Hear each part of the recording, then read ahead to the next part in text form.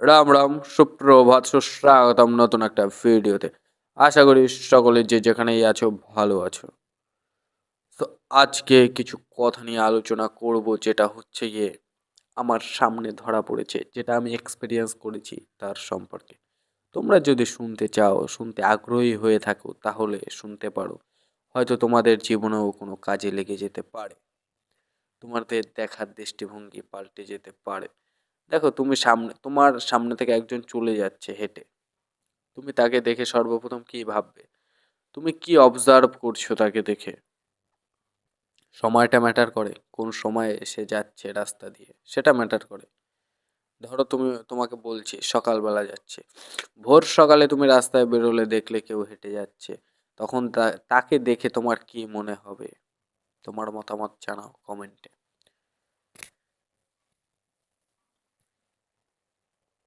দেখার দৃষ্টিভঙ্গি কমেন্টে যদি জানায়, তাহলে তুমি দেখতে পারবে যে তোমার মতের সঙ্গে কিন্তু কারোর মত মিলবে না।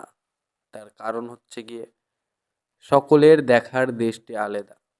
এটা তোমাদেরকে বুঝতে হবে। আর এটাই আমরা বুঝি না, এটাই আমরা বুঝতে চাই না। সামনের জনার সঙ্গে আমার ঝগড়া হলে আমরা তাকে আমাদের নজর দিয়ে দেখি, কোনো সময় তার নজর দিয়ে দেখবে ঝগড়ার কারণটা কেন। তাহলে হয়তো তুমি বুঝতে পারবে মেন ঝগড়াটা কেন হচ্ছে। আর যখন তুমি বুঝতে পারবে, তখন দেখবে ঝগড়া এমনিই থেমে যাবে। তোমার কাছ থেকে তখন আর ঝগড়াটা থাকবে না, তখন থাকবে তার রাগটা ভাঙানো। কারণ কেউ এমনি এমনি ঝগড়া করে না, হয়তো কোনো কারণে, হয়তো কোনো কারণবশত তুমি এমন কিছু করেছো যার জন্য তার খারাপ লেগেছে, তার কারণে ঝগড়াটা হচ্ছে। তো সব সময় সতর্ক থাকতে হবে যে সামনের জনার যেন মনে আঘাত না লাগে। দেখো, তুমি ভালো, তুমি খারাপ, তুমি জঘন্য, এটা সম্পূর্ণটা নির্ভর করে তোমাকে কে কোন নজরে দেখছে। তোমাকে যে ভালো নজরে দেখছে বা দেখে, তার কাছে তুমি সবসময় ভালোই থাকবে।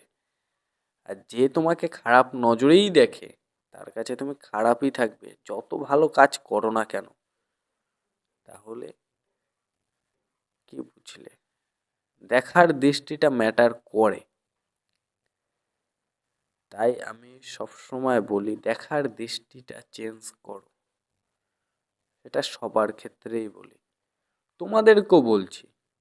সব সময় একটা খারাপ ব্যক্তি হলো তার মন থেকে সেই ভালো কথাগুলো নিগড়ে নিয়ে আসো।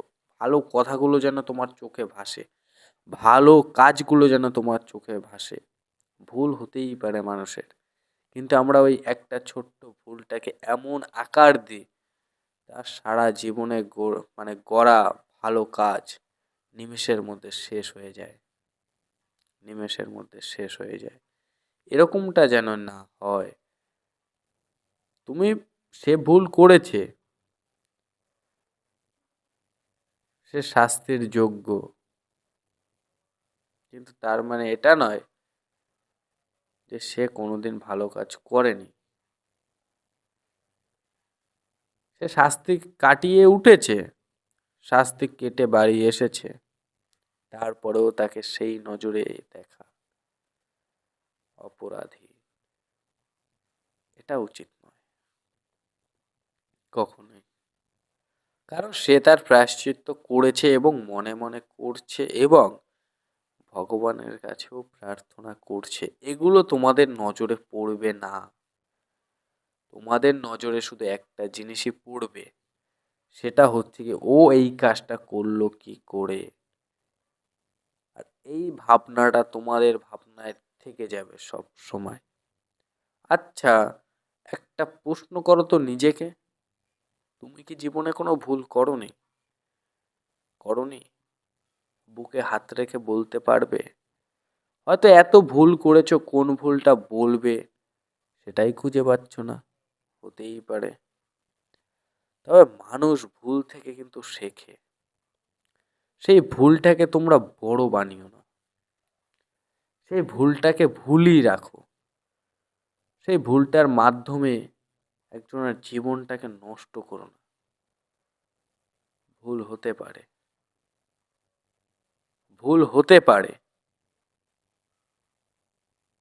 কিন্তু তুমি নিজেকে ভগবান বানিও না।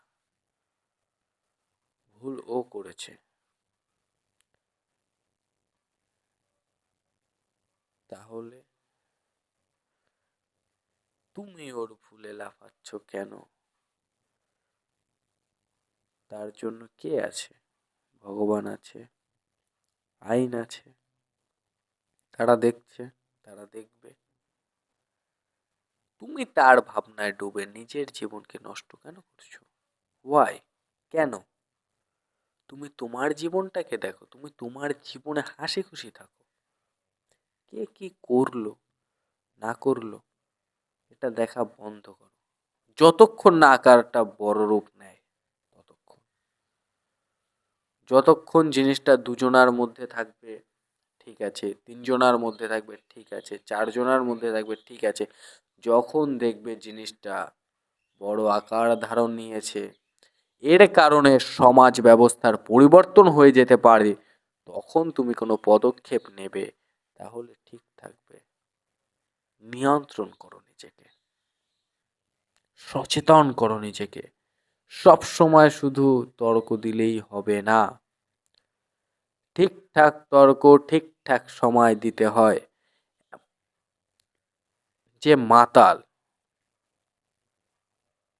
তাকে যদি তুমি দুটো বাণী শোনাও, তুমি যদি তাকে জ্ঞানের কথা বলো, তাহলে কি সে মানবে? কখনোই মানবে না, কখনোই মানবে না।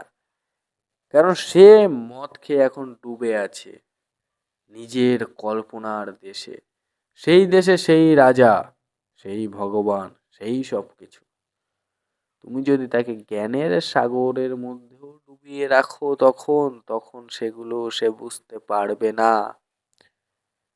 সেরকমই তুমি তোমার জ্ঞান, তুমি তোমার কথা কার কাছে শেয়ার করবে, কে শোনার জন্য আগ্রহী, এগুলো না বিবেচনা করে কোনো কথা বলা উচিত নয়।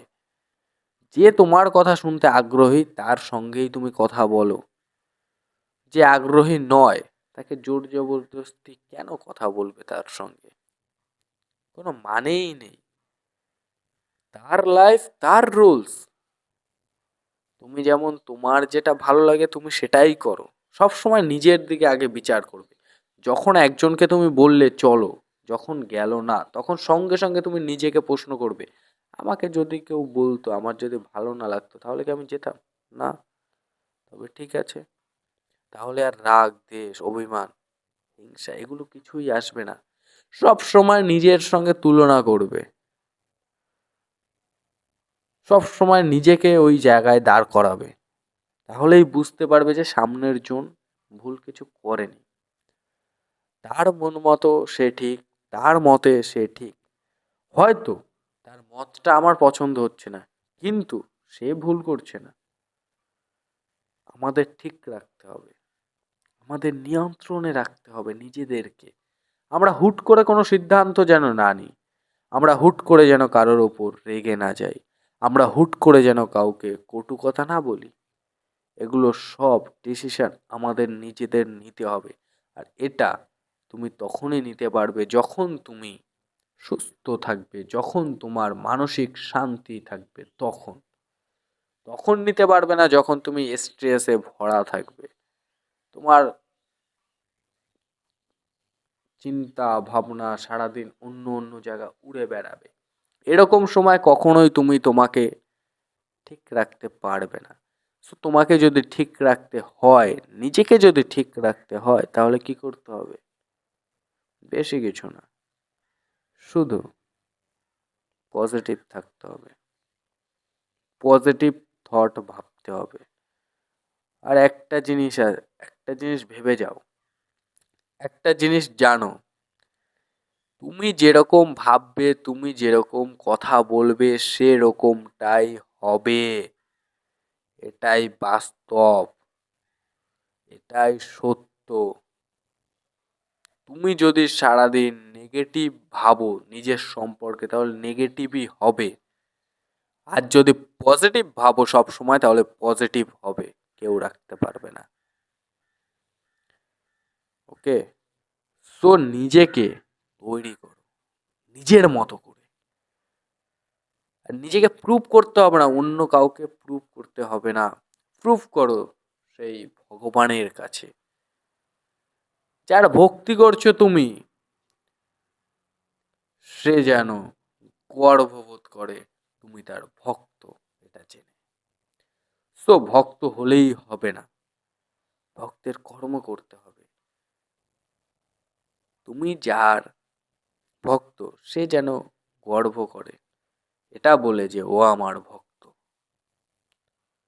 বুঝতে পারলে? তো মানুষের নজরে উপরে ওঠা তো খুব সহজ, কিন্তু ভগবানের নজরে উপরে ওঠা অতটা সহজ নয়। তার কারণ হচ্ছে গিয়ে তুমি বন্ধ ঘরে কি করবে, তুমি গাছের আড়ালে কি করবে, তোমার মনে কি চলবে, সব কথা ভগবান শুনতে পারে। কিন্তু মানুষ এটা পারে না, আশেপাশের লোকজন এটা পারবে না। তুমি তা মুখের বাণীতে তার সঙ্গে ভালোভাবে হেসে হেসে কথা বলছো, ওদিকে মনে তোমার নোংরামো, এটা সামনের জন ধরতে পারবে না। কিন্তু ভগবানের কাছে এটা চলবে না। সে তোমার মন, হৃদয়, যেখানে তুমি যেরকম কথা বলবে, যেরকম কথা রাখবে, সব কিছু শুনে ফেলবে। সো অত সহজ নয়। তাই সবসময় পজিটিভ থট রাখো। যেরকমটা ভাববে সামনের জনার সঙ্গে, সেরকমটাই হবে তোমার সঙ্গে। হয়তো সামনের জনার তুমি যার সম্পর্কে ভাবছো হয়তো সে তোমাকে সম্মান নাও করতে পারে, কিন্তু এমনটা ভেবো না যে তুমি তার সঙ্গে ভালো ব্যবহার করেছো তার মানে ভালো ব্যবহার আসবে না। কোনো একদিন ঠিক ফিরে আসবে ভালো ব্যবহার, যখন তোমার দরকার, যখন তোমার খুব দরকার তখনই ফিরে আসবে। আমরা আমাদের লাইফ সম্পর্কে কিছু জানি না, কিন্তু উপরে যে বসে আছে সে সব কিছু জানে, কখন কি দিতে হবে সব কিছু জানে। আমরা শুধু নিমিত্ত, আমরা নিজেদের মুক্তির জন্য এসেছি। কিন্তু মজার ব্যাপার না, আমরা এসেছি নিজেদের মুক্তির জন্য, কিন্তু আমাদের মুক্তিতে সাহায্য করছে কে? সেই ভগবান। ওদিকে আমরা কিন্তু কিছুই জানি না। এটাই এটা এটাকেই নিঃস্বার্থ ভালোবাসা বলে। ভগবানের কাজ ভগবান করে যাচ্ছে, কিন্তু আমরা কি করছি,